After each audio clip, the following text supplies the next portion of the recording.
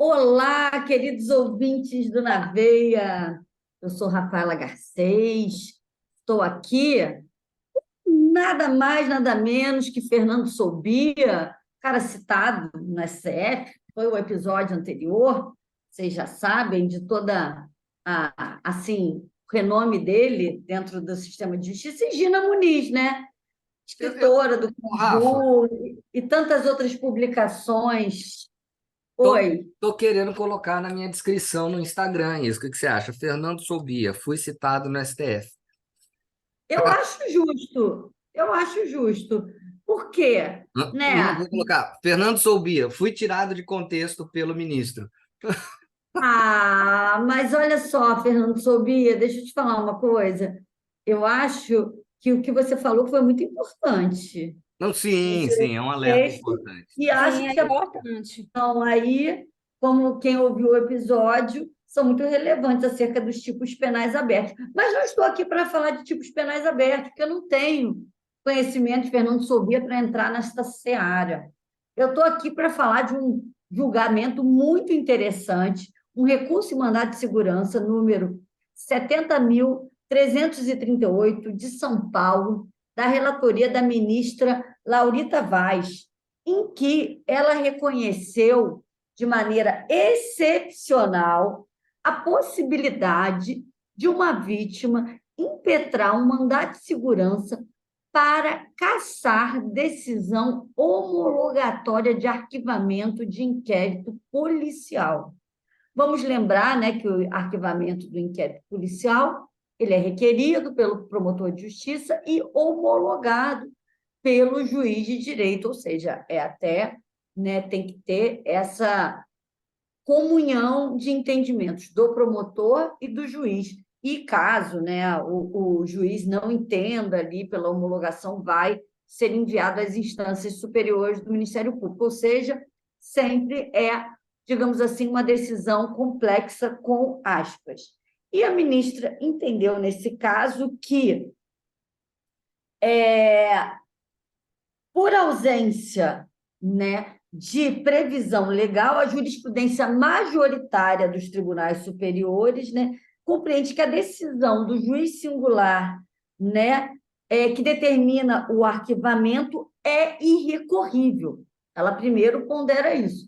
Olha, a jurisprudência reinante é que essa decisão de arquivamento é irrecorrível.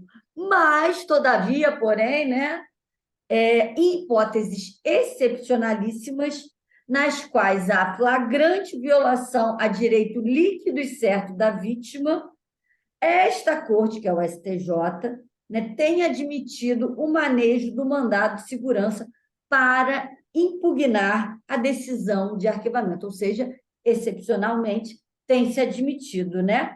Para quê? E aí é na área aí que, né, muito importante da atuação da defensoria para assegurar às vítimas o, essa proteção a violações a possíveis direitos humanos.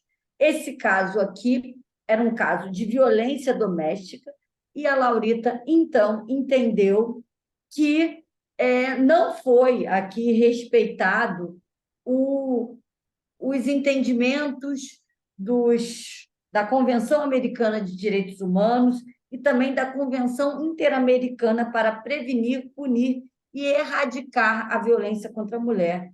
Então, ele entendeu aqui que ela entendeu que o exercício da ação penal aqui, né, é além, claro, de um exercício de punição do Estado, que a gente sabe, é também, nos contextos de violência contra a mulher, constitui verdadeiro instrumento para garantir a observância dos direitos humanos.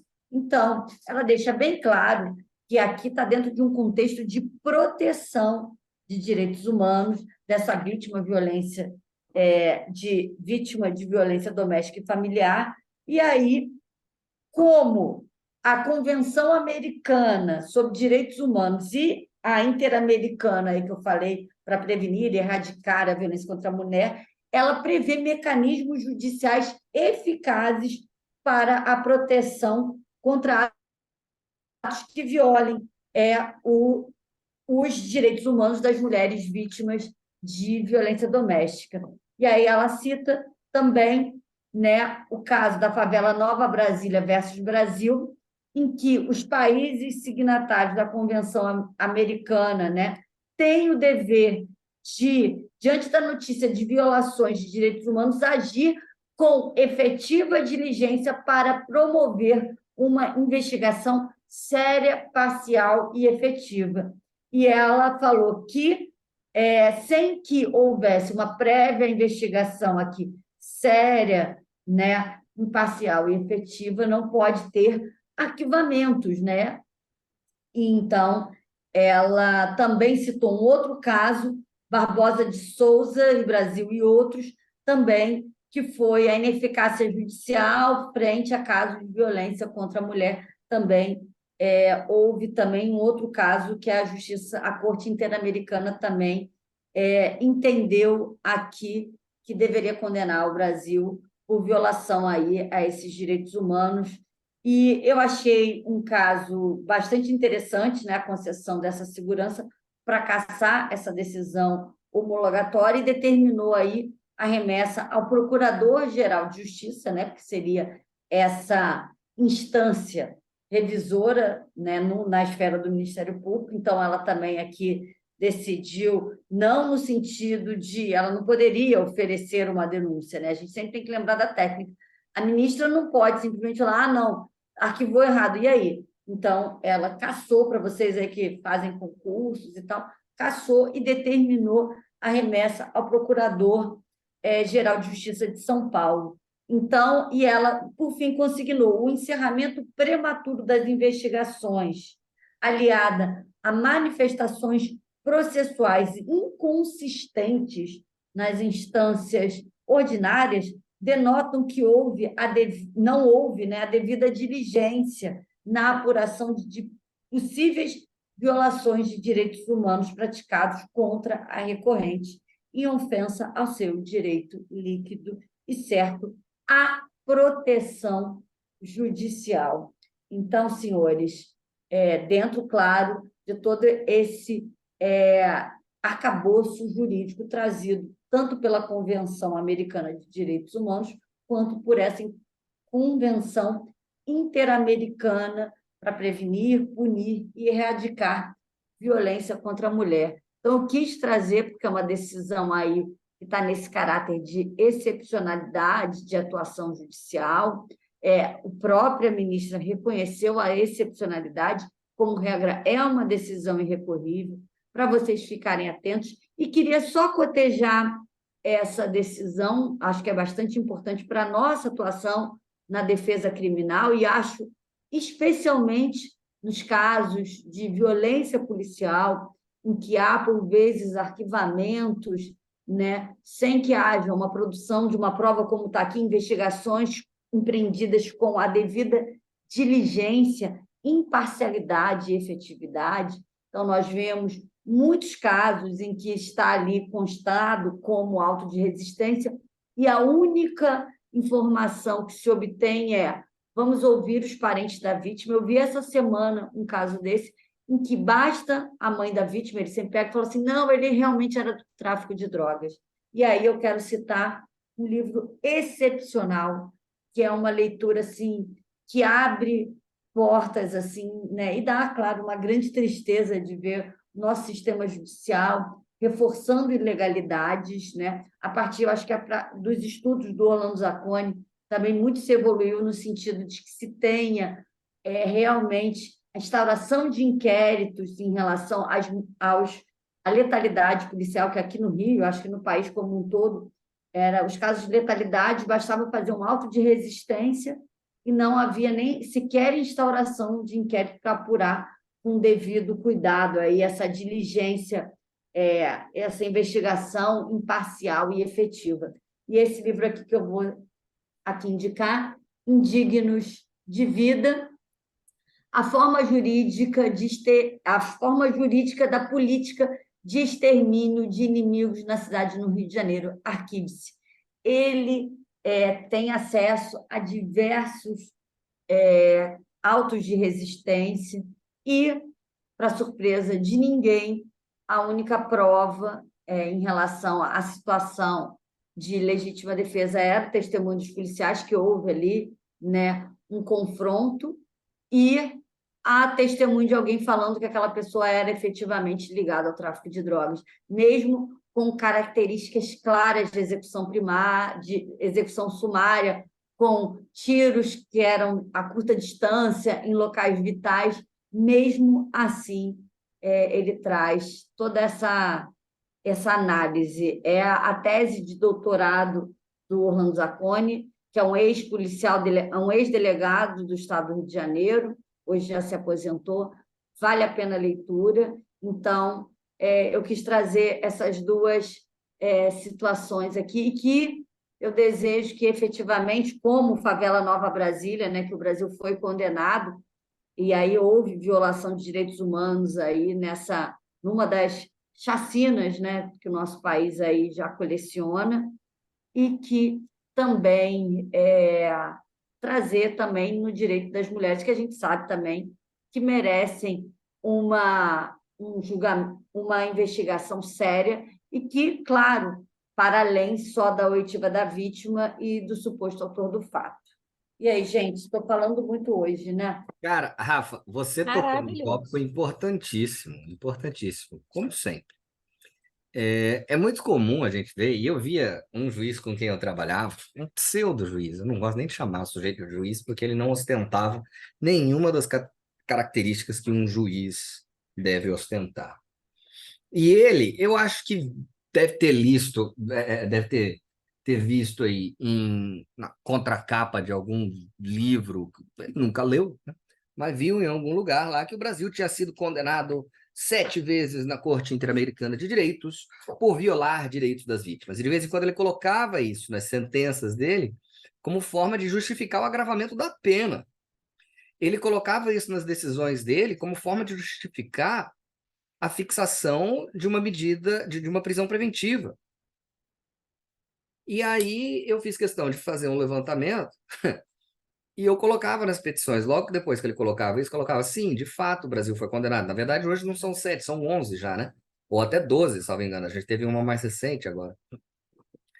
E se você percebe, todas essas condenações por violação dos direitos das vítimas, elas têm como fio condutor, uma certa vulnerabilidade da vítima, né? Ou mulheres em situação de violência doméstica, ou questão relacionada a poder econômico, como foi o caso lá da fábrica de fogos de artifício, ou poder político, porque também uma das condenações, salvo engano, um dos acusados ele era um político tal, e acabaram abafando o caso por conta disso. Não vou me lembrar agora exatamente qual.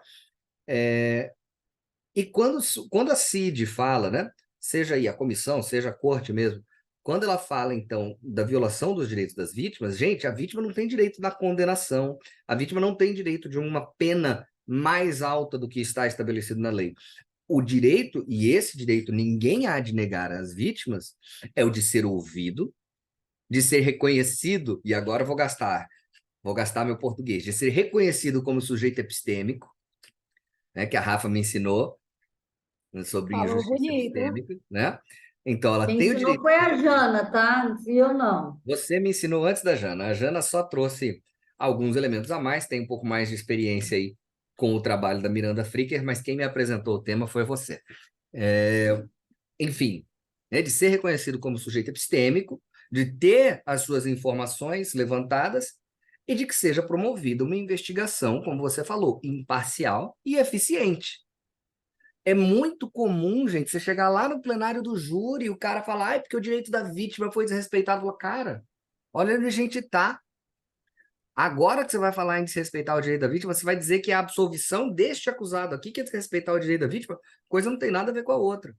Então, claro, o Estado deve investir no seu aparato investigativo, até mesmo para evitar condenações injustas. Mas, por favor, gente, não confundam direito das vítimas ou uma defesa de direitos da vítima com um incremento do aparato punitivo. Uma coisa não tem nada a ver com a outra, tá? Não caia na conversa de político. Quem faz esse maniqueísmo é político safado, porque aí ele vai aproveitar ou do desconhecimento ou da má-fé alheia para ganhar voto com base nesse discurso tosco.